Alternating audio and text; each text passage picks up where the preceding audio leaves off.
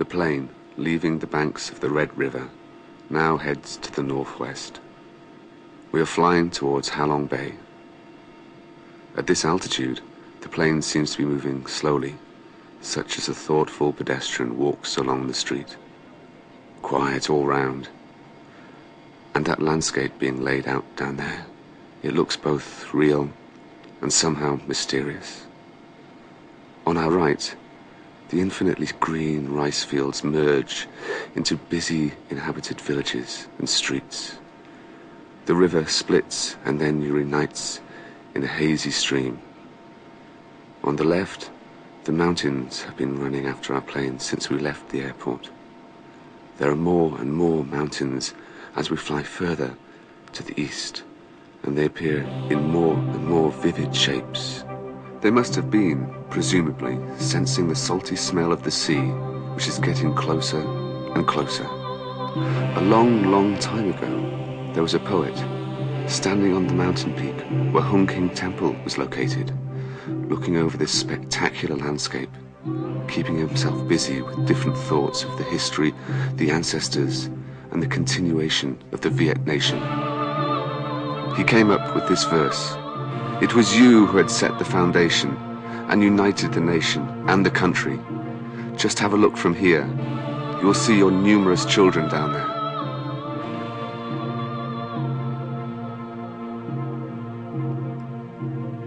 Yes, the busy flock of mountains down there looks like numerous children who have just hatched out of Oker's mother's 100 egg pouch and are finding their way to the sea.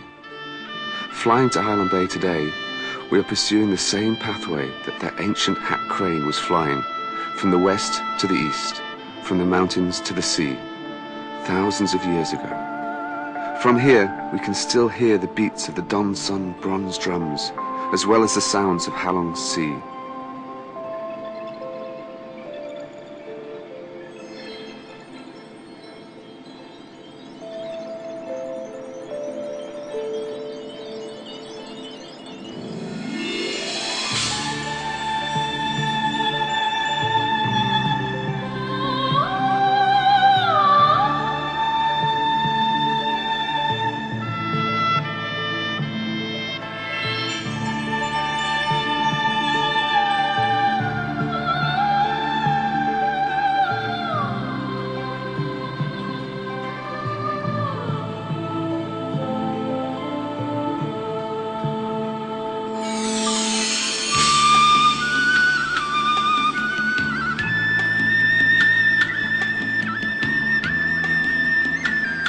This is Halong.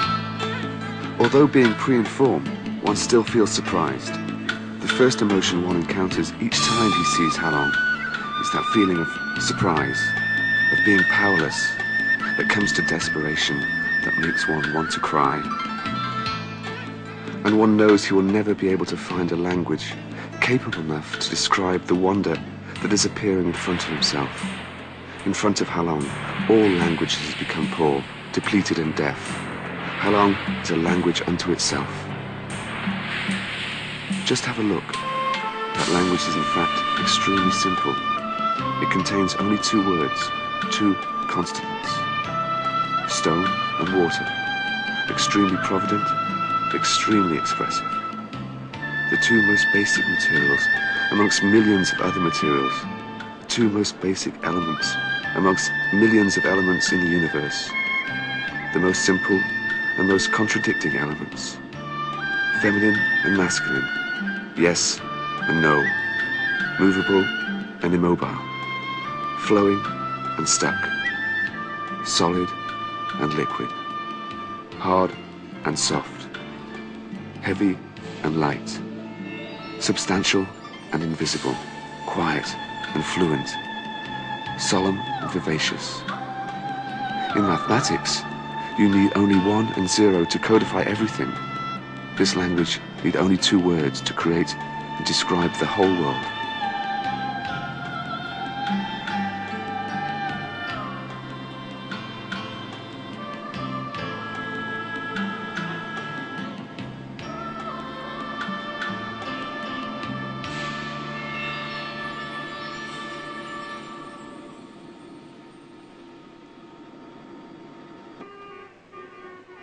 Halong is a whole world itself.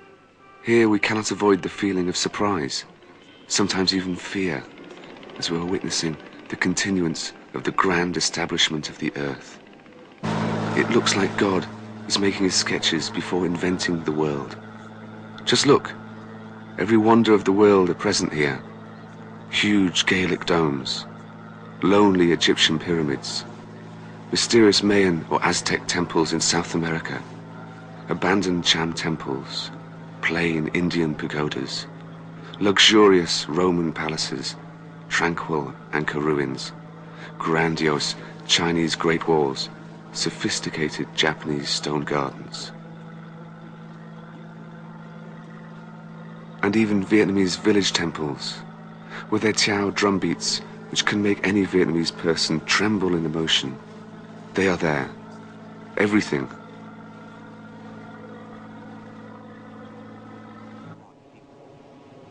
Every shape, cubic, round, prolonged, pointed, breast-like, shaped as the body of a laborer or a warrior. Stones can look like a thoughtful, white-haired elderly person, or a monk meditating on life, death, and eternity. Like a naughty boy who considers life an infinite game. Like a brave warrior going to the battlefield.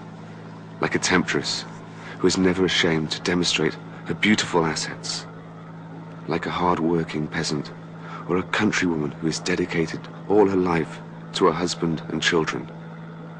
You can also see Les Miserables in stones here, an invalid beggar, an old man whose back hunched with age and illness, a wife desperately and hopelessly waiting for her husband, a love-mad woman, a beauty who has to sell herself to rescue her father.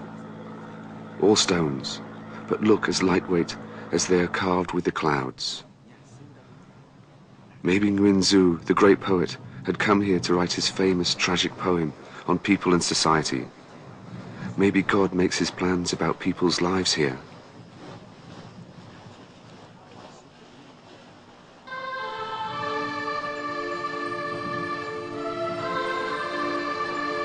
Mixed together with the human society is a society of animals, similarly busy and crowded. A couple of fighting cocks, a phoenix, an eagle, a loyal dog, some hunchback bears, some roaring lions, a mythical sphinx, some quiet camels, and a great number of dragons, gracious dragons that fly, play, surf over the waves. All these carved people and animals, surprisingly, do not stand still.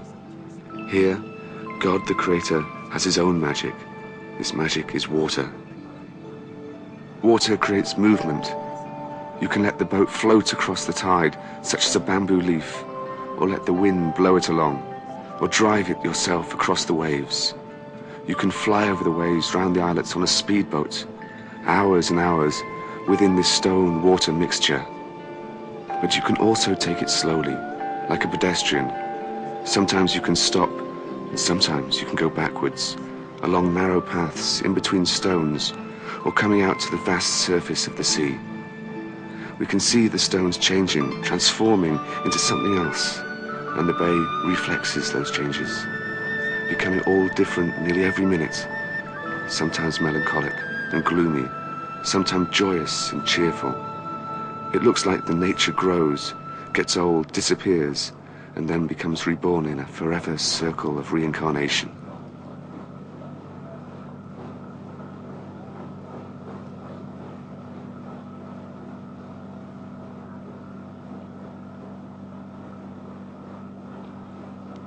Sailing Halong Bay, one feels he's coming between reality and myth, real life and dreaming. And it is no surprise when you bump into a huge stone demon located at the corner of the bay where it meets Batu Long Bay. The demon is captivated in the siege of a high, dark rocks. Have you ever seen the famous painting Demon by the Russian artist Vrubel? That is him, the demon who walked out from the painting gallery to come here. The demon is sitting on the rocks, huge and lonely. His hands are on his knees, the back bends with all the sorrow of life. His empty eyes are wandering into the bottomless darkness of time and space. Is it a demon? No, it is a human. This human is reasoning about the human destiny, about the eternal fighting, the eternal sufferings, and the eternal braveness required to become a human being.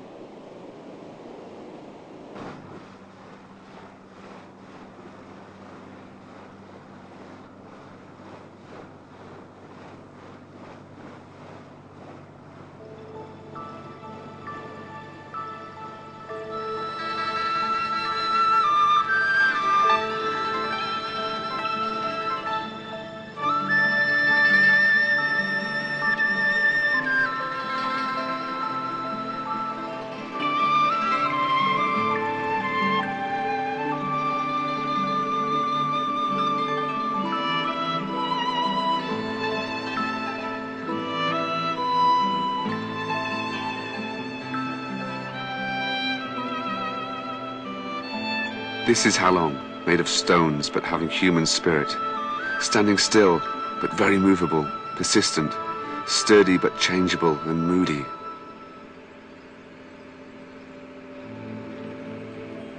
In the morning it is fresh and radiant, at noontime it is peaceful and quiet. In the afternoon it is relaxed and calm. When the sun sets, the sea surface blushes then turns purple.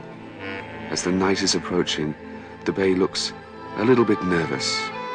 Maybe it is the time when that stone society is preparing for a secret nightlife, which we will never see or never know about. Maybe, in the mysterious darkness of the bay, a stone masquerades will be taking place.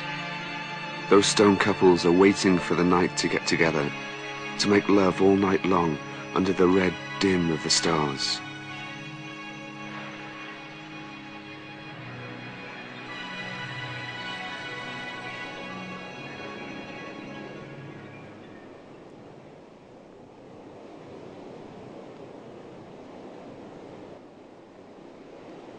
Maybe too, during those starry nights, they will talk about their origin, which seems to be so far away, but still being much talked about. They'll talk about the first sons and daughters of Mother Oka, who had left the mountains to come to this sea on the east, bringing the beats of the Dong Song drums to mix with the sounds of sea waves. They had added a sea character into the Viet national character, which is both strong and soft, brave and open.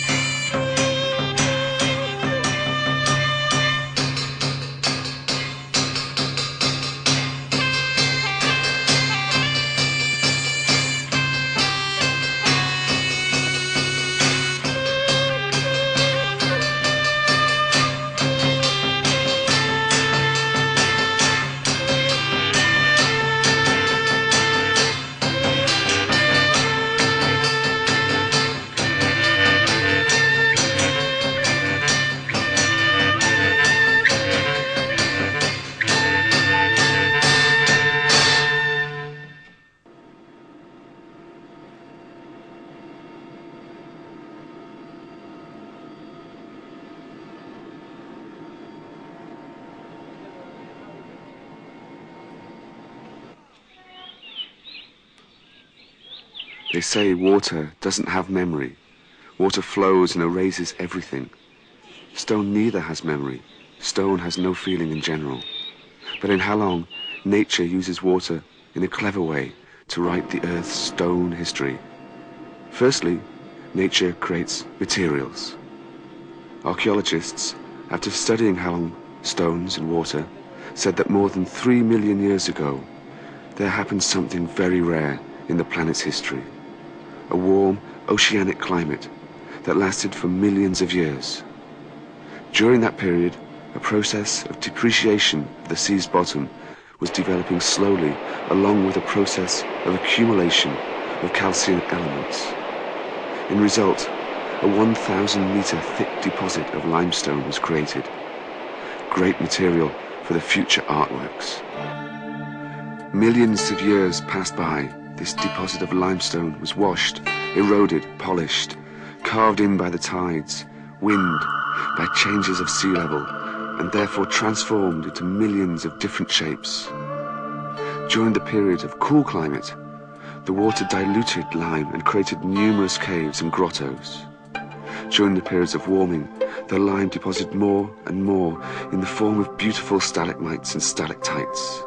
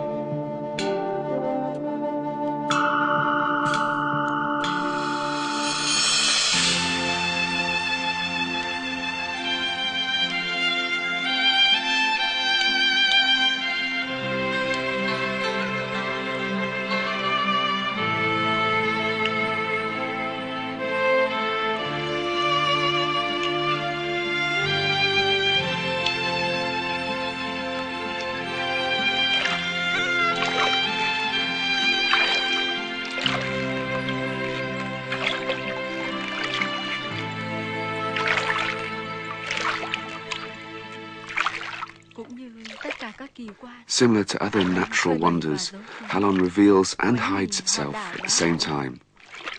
How many caves are there within thousands of islands, islets and rocks of Halong? Nobody knows exactly. A dozen of the caves have become famous. Some hundreds of them have been discovered. More will be discovered in the future. Who knows what nature has to offer in those mysterious stones? Some 7 kilometers from Hongai town, there is an island called Dao Go. It consists of 2 caves, considered the largest in Halong Bay. Tian Kong Cave is located in the middle of the island, 20 meters above the sea level, and it used to be covered with a busy fauna carpet. It was discovered in 1993 by a local person, and only after they found carvings on the wall of the grotto, it was proved that the French were actually here in 1901. The name Halong is associated with a legend of dragons, and the name Tian Kung actually means the Mother Dragon Grotto. It is 200 meters long, 35 meters wide, and 25 meters high. The stalactites connecting the bottom and the ceiling of the cave are naturally eroded and look like columns in a luxury palace. Visitors have a feeling like they are attending a lantern festival organized by the king of nature. From the ceiling, there are hanging glittering stone lampshades. The king dragon is resting in the middle of the hall. He looks grandiose and relaxed. Around him, a group of smaller dragons are blowing fire from their mouths. There are some other animals to attend the festival too. The elephants are climbing up each other's backs, making a tower like in the circus. The lions are jumping through fire rings. Snakes and pythons are dancing. All that animated world is made of stone. Again, only 2 materials, stone and water. The water drops and drops through the years. Each drop contains a small dust of limestone, almost invisible, teeny bit of dust. But these bits clog together to form, after millions of years, various stalactites and stalagmites, which were originally soft, then hardened. The stalactites are hanging from the ceiling of the cave. Some of them get more lime deposit from water and become stone statues of different shapes.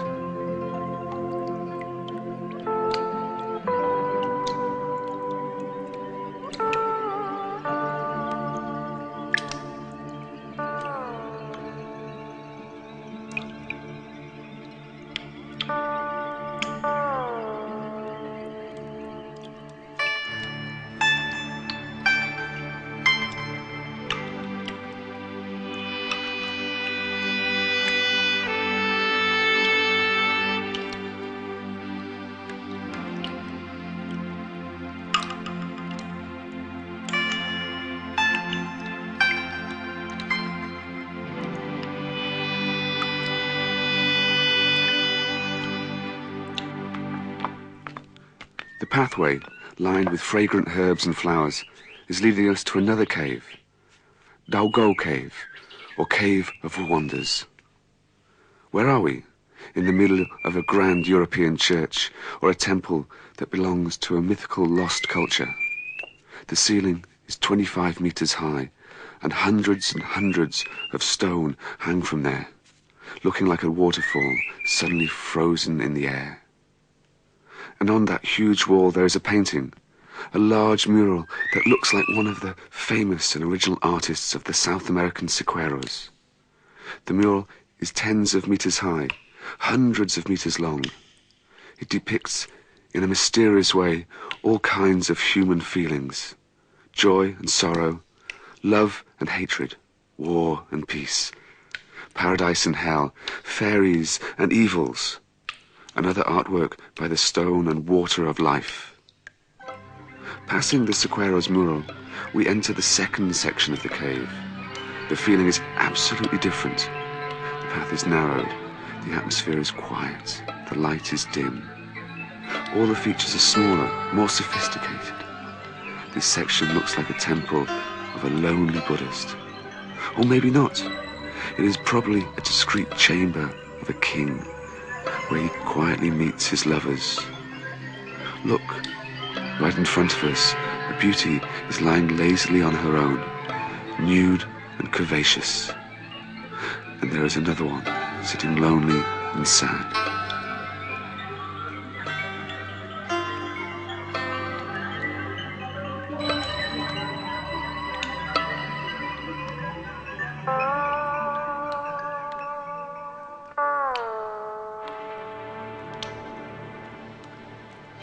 The third section suddenly opens up widely. In between the enormous stone columns, a battle is going on. Warriors geared with swords are on the attack. The elephants are roaring, the horses and lions are howling. All of a sudden, they were frozen, buried in the side of a mountain on this island. Is God taking his revenge?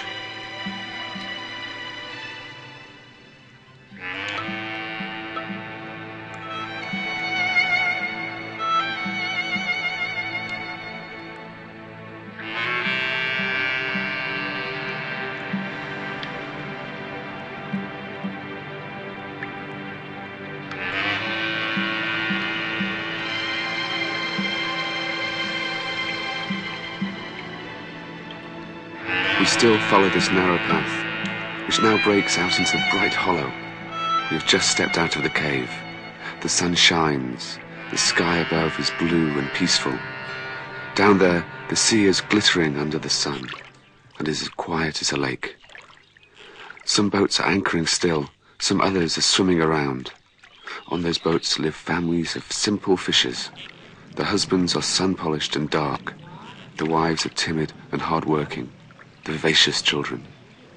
That is Halong, mixed with reality and dreaming, real life and mystery, fantasy and simplicity.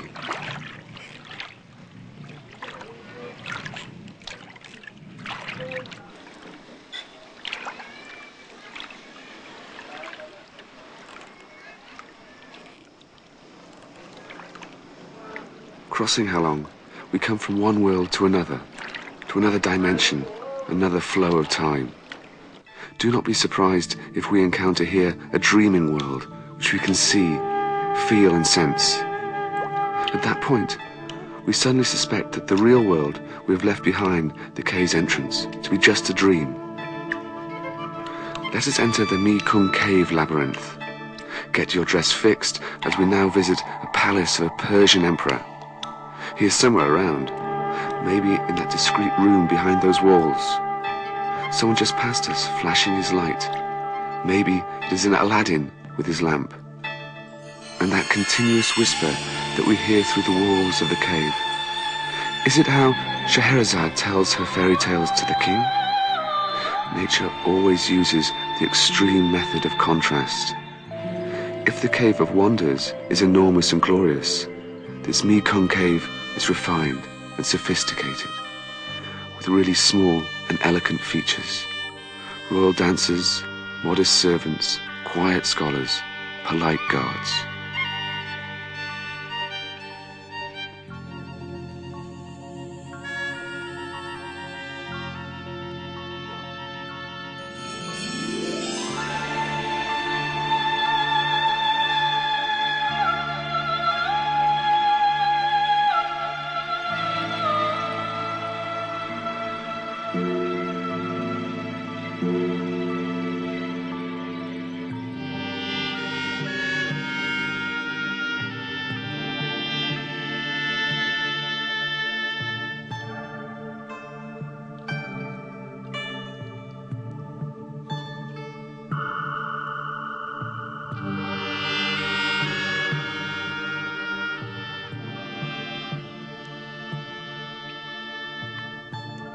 And Scheherazade, she is ahead, leading us to somewhere. We go with her. We see again the sky and the sea, but they are so strange. In front of us, inside the sea, there is a lake, so peaceful and transparent that it makes one forget all his worries and sorrows. Suddenly, it seems like we are somewhere in the northern countryside, and we can even hear the bell of a near pagoda.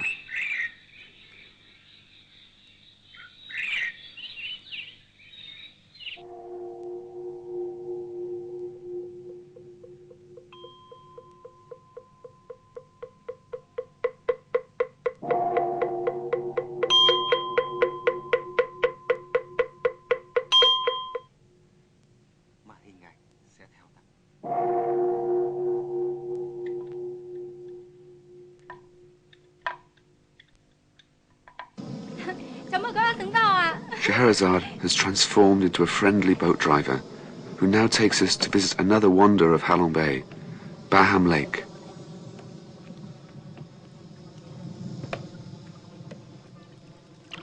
An enormous mountain appears in the middle of the sea, at the bottom of which is a small tunnel. Our guide is carefully directing the boat into the tunnel. The ceiling of the tunnel is just a few centimeters above our heads, and is decorated with a number of stalagmites. The tunnel actually comes under the mountain and is more than 100 meters long. As we come to the end of it, we'd expect to see the sea. But no, what appears ahead of us is a lake, a round-shaped lake surrounded by sloped walls covered by green trees.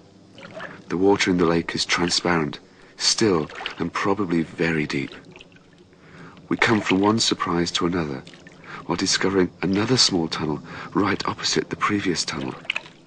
As the boat goes along this second tunnel, after 5 minutes, it comes to another lake, also transparent and still as the first one. Another tunnel, the third lake. It is no doubt what left of heaven and earth, where before, and maybe now too, the fairies come to play and swim at night when the moon lits the lake.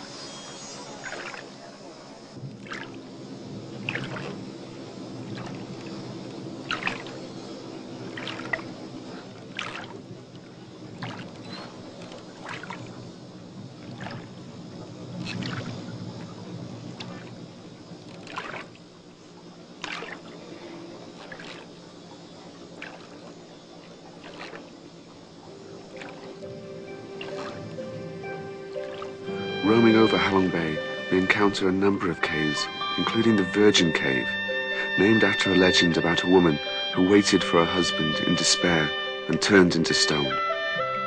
There is a male cave where a young man returned after days and days spent in the sea fighting with the storms, He was looking for his beloved one, who unfortunately had gone away. His hopeless cry is still heard sometimes when the wind blows through the cave.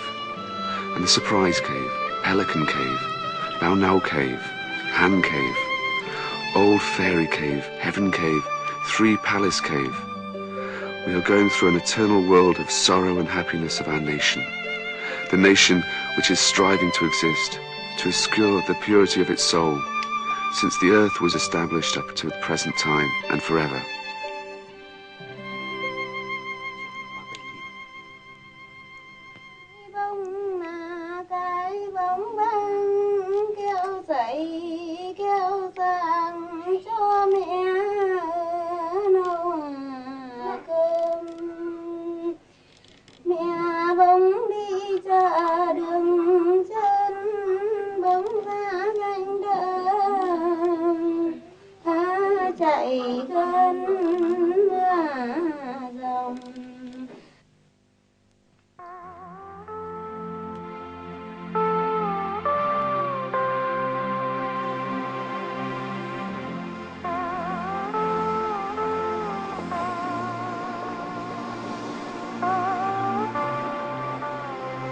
Not far away from the Wonders Cave, on a small islet covered by a thin carpet of grass and bushes, is located a big cave, still unknown to many people, the Tien Long Cave. The entrance to the cave is 50 meters above the water. To come to the cave, you have to climb through sharp rocks and thorny bushes. Be careful and watch your feet. Do not step on the small brownish paddle right at the entrance. It is a valuable remains of a culture. It is what is left from the prehistoric tribe which lived here tens of thousands of years ago.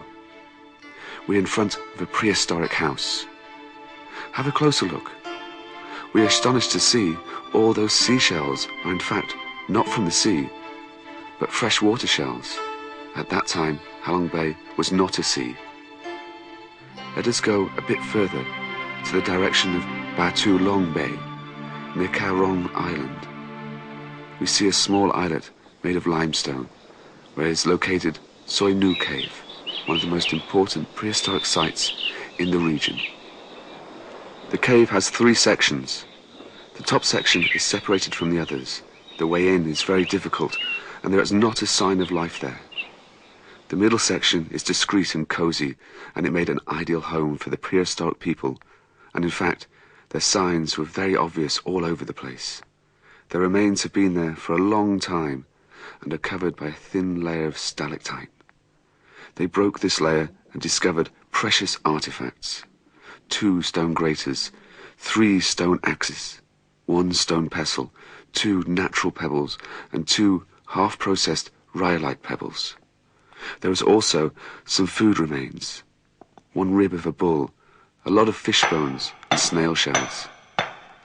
The shell layer is over 1 meter thick, and all the shells were fresh water, broken by the people at the top to suck the meat out.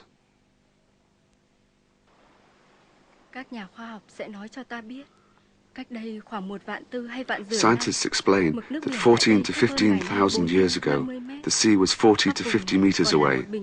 This area was a huge plain with many limestone mountains. Rivers and streams were running across it. Maybe the mouths of the largest rivers in northern Vietnam, the Red River, the Loc Nang River, were located here at the edge of the North Vietnam Bay. And prehistoric tribes, our ancestors, who belonged to the Hoa Binh Bac Song culture, probably went along these rivers to come here, this new and dangerous land, far away from their native land and forests, to the vast sea out there. Rời xa rừng núi cội nguồn, hướng về biển, đã thoáng hiện mênh mông mà đầy đe dọa ngoài xa kia. Những con người ấy, those prehistoric people, our ancestors, whose blood and genes are running in our veins, who were they? Trong huyết quản ta có mang máu. Những con người ấy là ai vậy? How do they look? What language do they speak? What do they think? We wonder so much about them and wish we could know at least a little bit about them. Entering Soi Nu Cave middle section, we feel the warmth of a prehistoric household.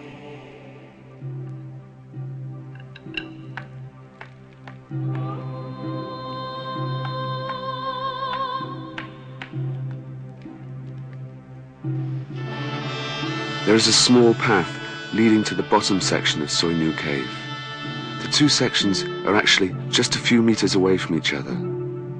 Here there are also a lot of artifacts: axes, stone table, ancient ceramics, fossils of human bones, and also a lot of shells broken at the top. But they aren't freshwater shells anymore. They are seashells. That means the bottom section of Soi Nu Cave belonged to another culture, which is when? 7,000 years ago, the sea had started its attack, fast and eager. It is called the Holocene Tide Attack. During only 1,000 years, the sea merged up to 25 meters. So, how did the people in the middle section of Soi Nu Cave, with their simple tools, cope with it? They stepped back. They left the rear mountains such as Huangbo, Kampha, Huangbi, and Mongkai. Some left the south, where Katba is now. Traveling is thinking. While on the move, people create, because moving from the usual life means coming to a new one, changing, and facing new difficulties and challenges. Those people who lived in the middle section of Soi Nu Cave created the famous Caibao culture. They found at Caibao more refined label tools, like partially and wholly polished axes. They learned to smash, carve, pile and drill stone. To drill a hole in stone at that time was a real wonder. The food that people ate at that time also changed surprisingly. There were deers, wild boars, cows, goats, elephants, monkeys, whales, dolphins, turtles, sea turtles, and various kinds of fishes. Stepping back and leaving to Cao Bai from Soi Nu Cave, these people did not go for an industrial revolution, but a revolution of adapting to and exploiting the sea environment. They might have found a better way to live, using both sea and fields, hunting and collecting fruits and grains, while also fishing. Those people who went to live the northern edge of the northern Vietnam Bay had left a different culture, called Toi Dien culture, that had been discovered at Van Ninh, Hai Ninh, and Cao Long. They have discovered here 109 different ancient axes, quadrangle axes, axes with backbone, 36 bolts, carvers, a lot of pestles, polishing tables. Toi Dien axes with a backbone are quite sophisticated. These backbones are made in order to connect the axes with poles. The poles strengthen and lengthen human hands. The human grew, saw further and better, learnt more about their own country. At Toi Dien, they have found also stone decoration, necklaces, bracelets, rings and chokers. Those people started to beautify themselves. It is because they now started to feel more confident and strong about themselves before the nature. Human and nature were no more enemies. There were moments for the people to look at nature, look at themselves, to learn more about nature and to understand it. Understanding makes confidence.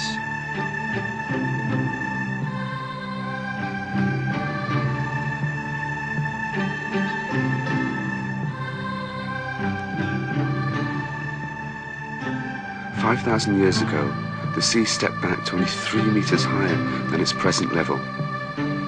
Those people who left the middle section of Soi Nu Cave and grew at Cai Biao and Toi Dien, they had come back to their ancient home, which was still at the sea. They had come back to inhabit the bottom section of Soi Nu Cave.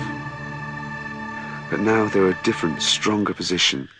They had created a beautiful culture, the Halong culture, whose centerpiece was Soi Nu Cave.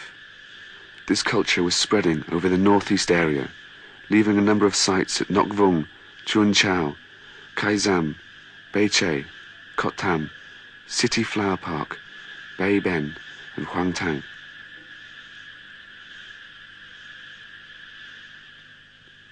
This ceramic pot has been recently discovered at Huang Tang site near Quang Yang in southern Halong. In this simple handmade pot, people wished to leave a stamp of their delicate soul. The decoration was breaking the boring traditional balance, reaching for freedom, refinement, and harmony.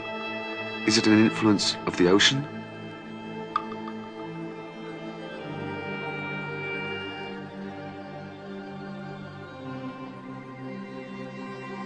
is only 2 meters down from the middle section of Soi Nu Cave to the bottom section, from the continental culture to the oceanic culture, from freshwater to salty water.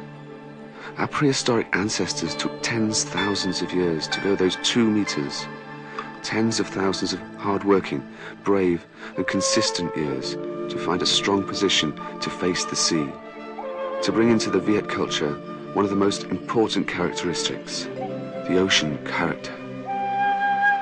To make the sea a friend from an enemy, for it to protect and nurture the humankind.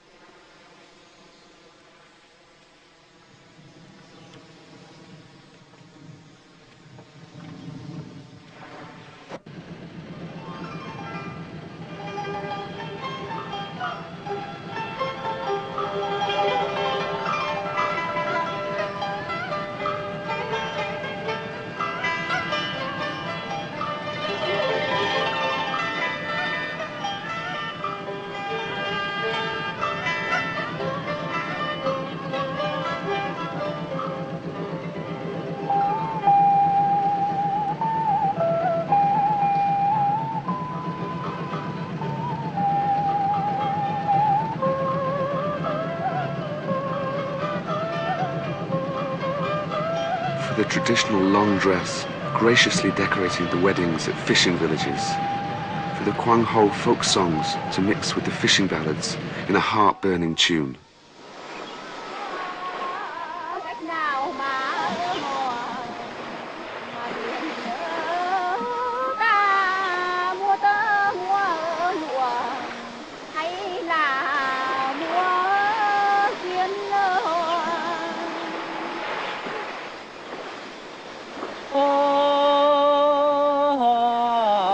Không dưng phiến nở đền mà bên nở này vì tình vì nghĩa vì giây thứ thơ hồng.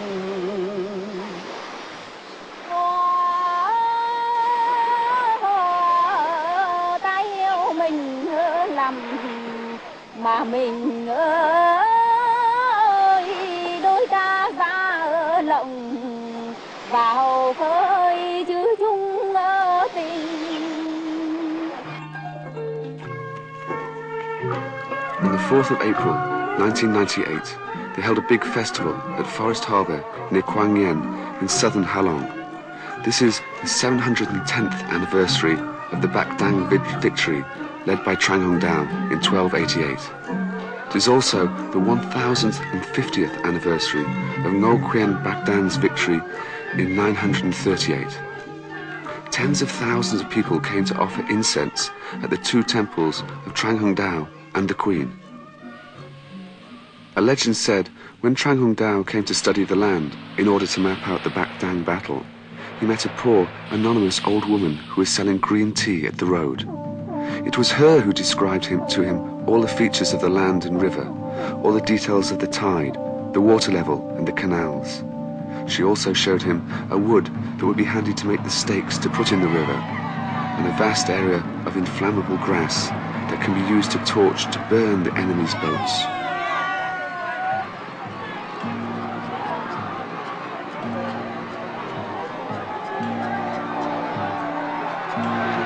The Bac Dang victory shows the heroic spirit, the mentality and talent of the Viet people. It also shows the great understanding and knowledge our ancestors had about the Viet land. This understanding was possessed by Ngo Quyen, Trang Hung Dao and his subordinates, by the tea-selling old lady. This understanding is in the blood of the Vietnamese people. It becomes their will and skill. It came through all periods of Soi Nu Cave, middle section, Cao Biao, Toi Zien, to the bottom section of Soi Nu Cave, of their struggling life.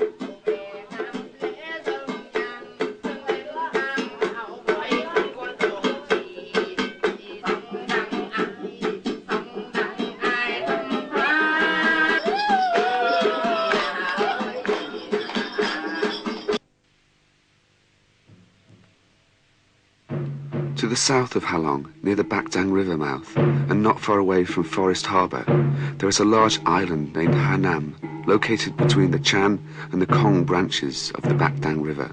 The island is more than 10 kilometers long and 5 kilometers wide. When the soldiers of Trang Hung Dao came here to fight the historical battle at the end of the 13th century, this island was only a mangrove swamp, sometimes underwater when the tides were up.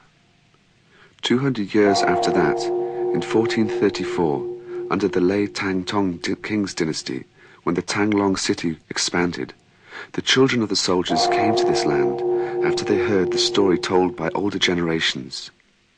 17 men of the families Lei, Vu, Nguyen, Ngo, Pham, Zung and Boi came here to build a dike and create the district of Ha Nam, now comprising of 7 villages, with 50,000 inhabitants and fertile fields. The sturdy dike system, which is 3 meters underwater when the tides come up, still surrounds this island. It is reminiscent of the Netherlands, just south of Halong Bay.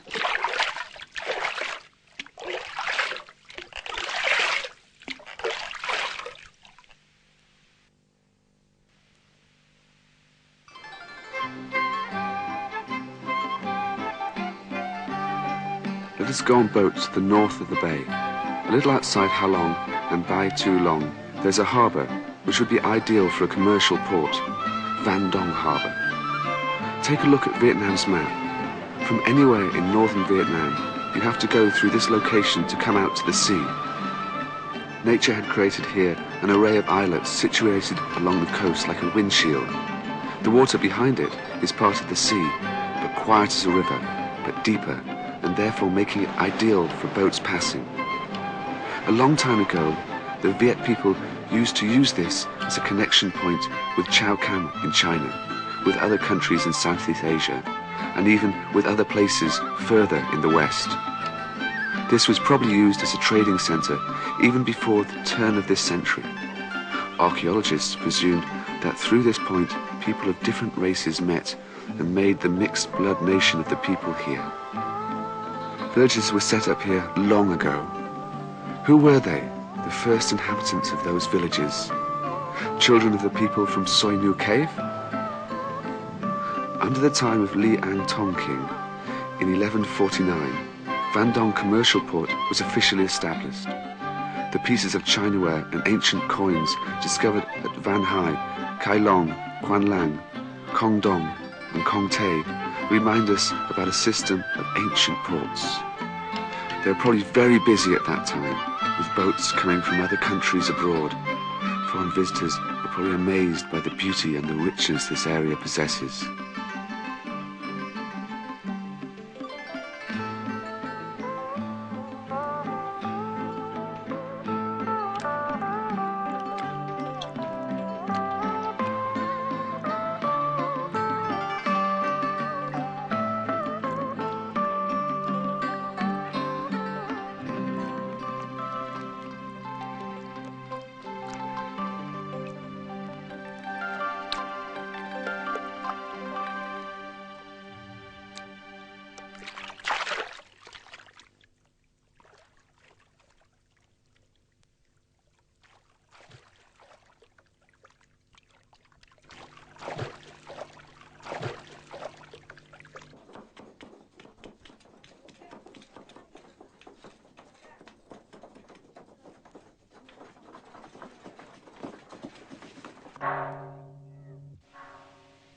Eight centuries passed by. One of those ancient villages, Quang Lang, still exists. Sitting on the island so far away from the northern delta, we have the same feeling as in a village somewhere in Bac Thang, Dingbang, Kuda, similar roads, houses and people. An old temple is located in the middle of the village. There's a curved roof with curved tiles. On top of the roof there is a statue of 2 dragons surrounding the moon. Inside, 32 columns as big as a person can hold and 26 columns are made of manlai wood. The tops of the columns and the walls are decorated beautifully with flowers, dragons, phoenixes and leaves. Strong dragons are flying graciously like fire or clouds.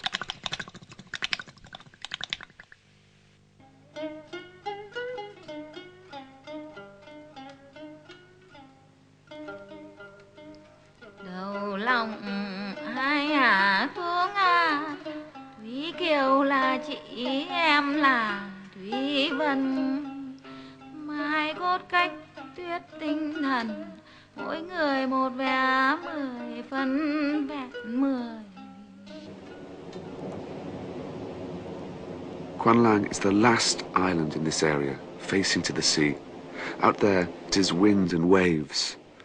Ancient people set the temple here with deep thoughts about the future of their nation, about the tranquility that comes after years of struggling, about the long way of the people and the culture of Vietnam, about the country which was carved in time, built by generations of brave people who discovered and conquered the land in order to pass it through to the future generations.